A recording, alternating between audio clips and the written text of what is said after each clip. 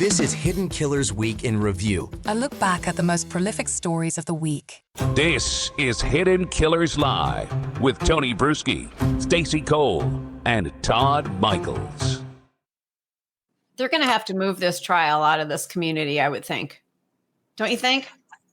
You know, Stacey, there has been, my understanding is that there may have even already been a motion to change venue because, yeah, it is such a close, tight-knit community. Everybody and knows everybody, and they're all talking and that kind of thing. And so it wouldn't surprise me if they try to move this case out of that very limited jurisdiction to somewhere else where folks are less personally affected. They have less personal connections to the case and perhaps even some of the parties and witnesses in the case. So, yeah, it would be a sensible motion to file to change that venue. There's so much in this case that we just don't know about, and there's so many rumors in this case and so many just horrific accusations in this case where it makes it what it is, and he speculates, well, was he pushed to this because of some of those rumors or because of that information, or are they facts or are they not facts? So then we don't know. And what happened after the shooting might be just as important as what happened before. I mean, hours after his arrest, Stines was evaluated at the jail. The intake report, and this is some new information, describes him as actively psychotic, different than, I guess, what we saw in that video that we were just watching.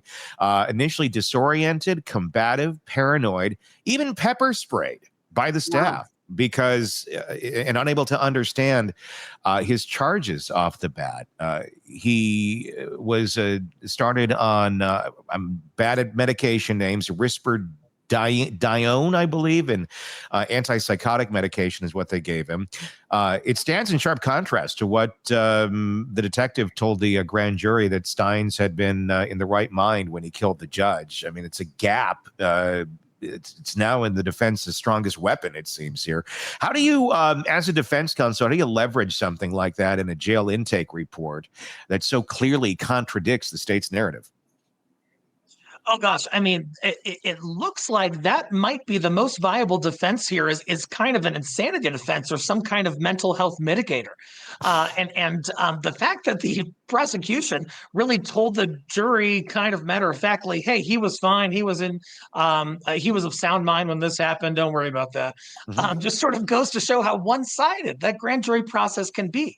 So with defense, they're going to get mental health evaluations to try to get an expert to say that the shooter did not know what he was doing and could not ascertain between right and wrong. And so certainly some fodder for defense as we move forward. And if I'm defense, I'm trying to bring up the fact that the prosecution left that out of the grand jury proceedings. I'm not sure if a judge will allow that at trial, but I'd want to show that hypocrisy on behalf of the government. I mean, as a prosecutor, do you try to argue that the psychosis set in after the fact, not before? I think that's a clever avenue to explore because certainly some horribly traumatic event like shooting somebody you know at your work inside a courthouse who's a judge could have a severe impact on one's psyche. And so if those psychotic issues came to light only after the alleged crime was committed, it would not constitute an insanity defense and may not even be terribly relevant. So if I'm the prosecutor, that's kind of the road I'm going down.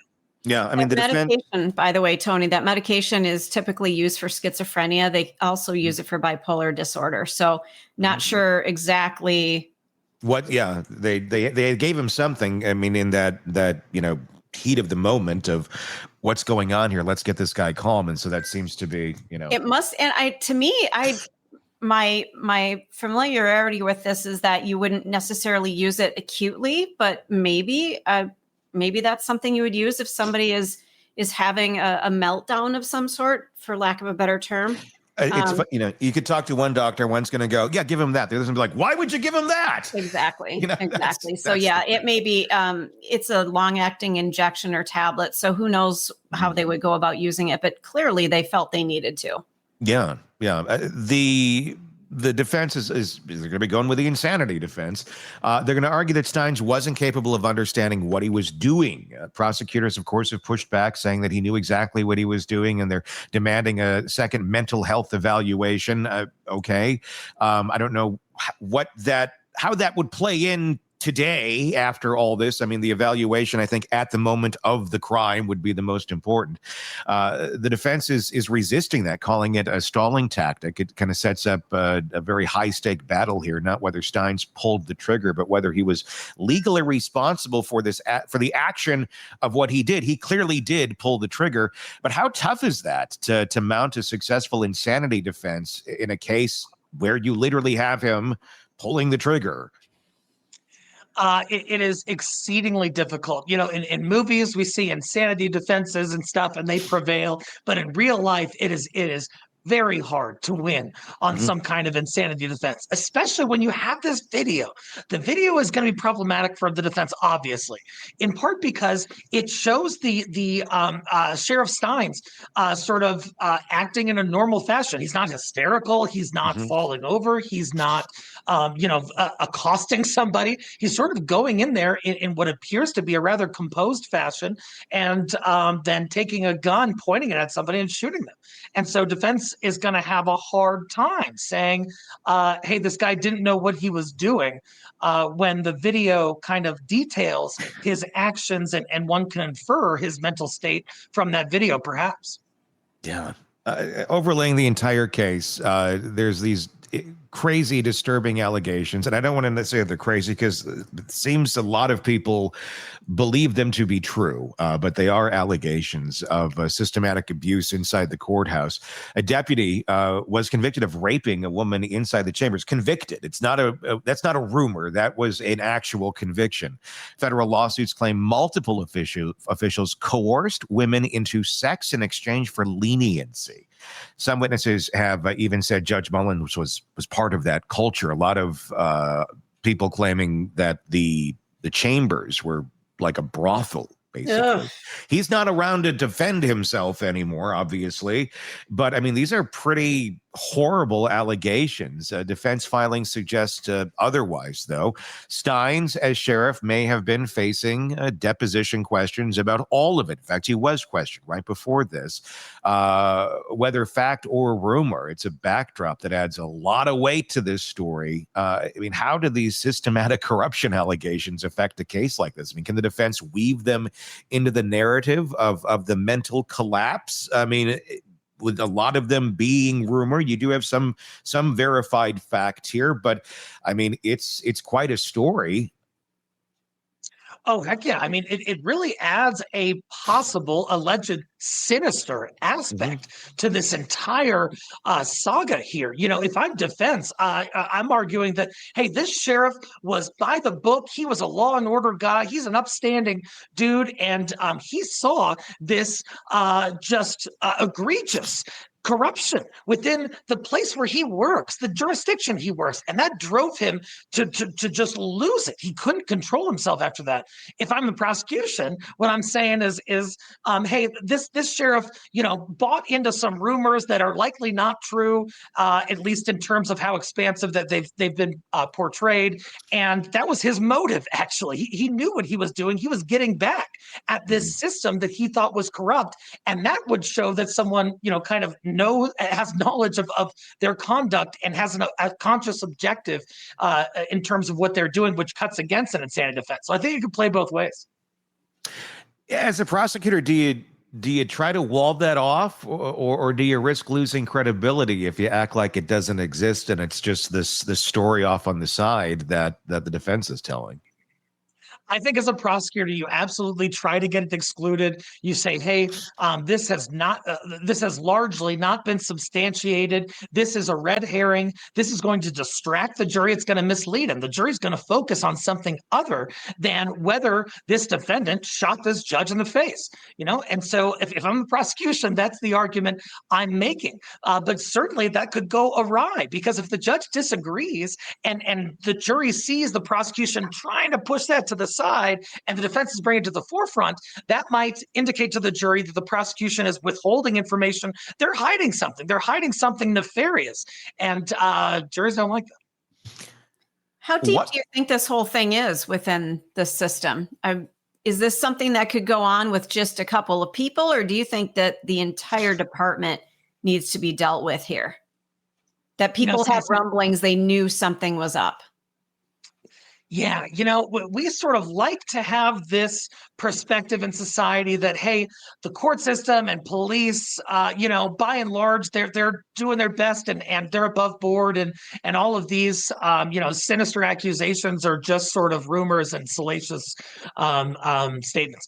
But unfortunately, this corruption does exist. I'm not saying it necessarily has been proven in this jurisdiction, but you look at other jurisdictions where there was a judge, I forget exactly his name, but he was convicted of essentially colluding with juvenile prisons and sending kids to prison when they shouldn't have been sent there for money. That. So these things happen. And as dark and horrible as they may seem, they can be a reality. So if I'm defense, I'm interviewing every single person who might have some knowledge of these salacious accusations.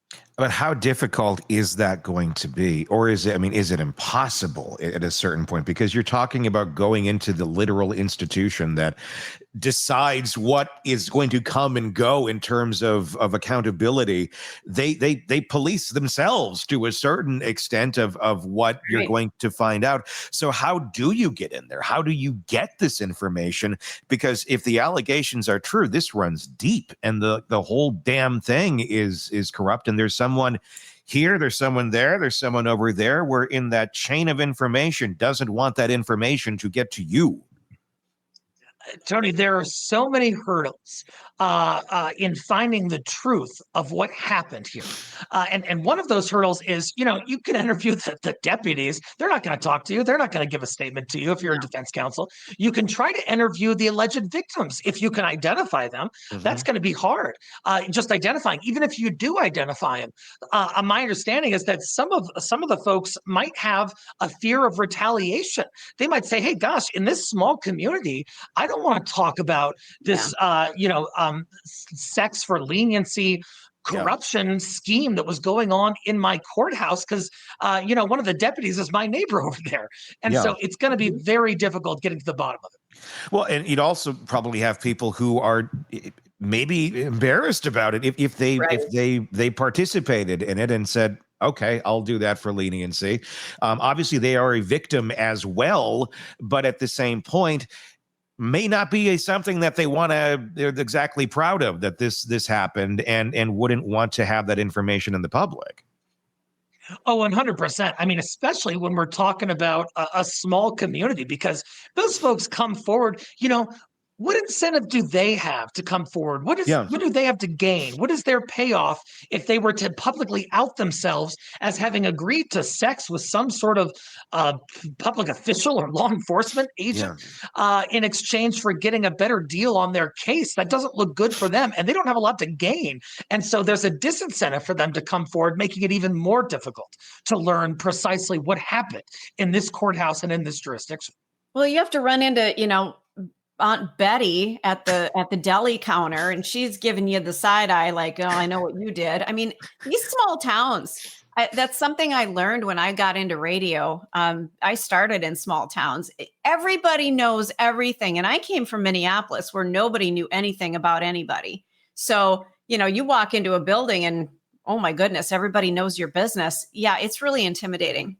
You don't like getting the side eye when she's dishing up your broccoli salad there. Like, I'll take a little bit more the raisins in that. That'd be love. Like, I know what you did. It's the whole thing. What comes next here? I mean, as it stands right now, Mickey Stines is sitting in custody without bond. Prosecutors say that they got a lot of evidence. The video, forensic witness testimony still being processed. They want more mental health evaluations. Defense wants the indictment dismissed outright. A change of venue may be on the horizon. I mean, what began as this unthinkable crime, the sheriff killing the judge, I mean, it's spiraling into a referendum here on mental illness, corruption, and the credibility of the system itself. however this plays out, it's not just going to decide the Stines' fate. It's going to decide how much this community can trust itself and its own courts and the people that they have in there. What's the best? What's the biggest obstacle right now for the prosecution?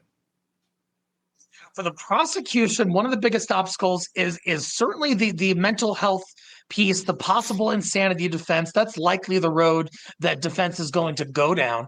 And yeah, when you're looking at this, I think everyone was so shocked by the factual allegations. This sheriff who works with this judge, they're buddy. They work in the same courthouse. They're involved in the same cases. And so why in the world would he go in and just shoot this judge dead in his chambers? That gives rise to the speculation, hey, was something going on inside this guy's mind? And that's a pretty intuitive inference for some jurors to draw. And so the prosecution's going to have to undercut that by sort of showing, if they can, that this judge was methodical. They're going to want, or excuse me, the sheriff was methodical. They're going to want to look into what happened, what the sheriff was doing up until this happened, in the days preceding it. Was he, running around the highway naked, or was he doing his job and appeared of sound mind? These are questions the jury's going to want to know. The prosecution's got to look into that.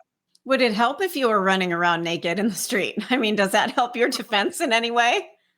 Oh, it would certainly help the defense. Yeah, it would be consistent with someone who is insane, who can't really appreciate what they're doing, doesn't have knowledge of what's happening, is not able to ascertain between right and wrong. So if there is sort of that build up in a way that suggests mental health issues, that certainly inures to the benefit of the defense.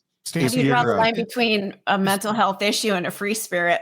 Well, Stacey, I was just going to ask, you got plans for later today, or what's going on? Yeah, I'm looking at my watch like, come on, you guys, it's a nice day. I got things to do. It's time to go feel that fresh fall breeze. Let's go, baby. Yeah. If you're advising the defense, what's the best path forward right now? The dismissal, insanity plea? I mean, what do you think? Yeah, I think the insanity defense is important because, look, it's not a whodunit. You can't say it wasn't your dude. No. It's not a what happened. We have a video of what happened. It's really why it happened. And when we're looking at why it happened, we're in the neighborhood of mental health defenses and certainly an insanity defense. They've got to look into that, and they're going to want to interview everybody who was around Stines, especially in the weeks and days leading up to this event, because those folks might have critical information as to Stines' mental stability or lack thereof, building up to this horrible shooting. Yeah, lots of questions in this and still not a lot of answers. I think even more questions after the grand jury information came out, because it just points to more weirdness in this whole thing of, is there cover up? It looks like there likely could be cover up. Looks like there's reason for there to be cover up. But then you have all this over here. Why? What happened to this man that this seemed to be the best path forward? It's never justified, but how the hell did he get there? Was there a mental break? And that's the big question I think everyone's going to be wanting to get to at the end of the day. Eric Faddis, defense attorney, former prosecutor, as always, thank you so much for coming on and giving us your insight into this and all the cases that we cover here on the program. If you want to comment on any of the cases that we cover here on the program, be sure to press subscribe wherever it is you're downloading, number one.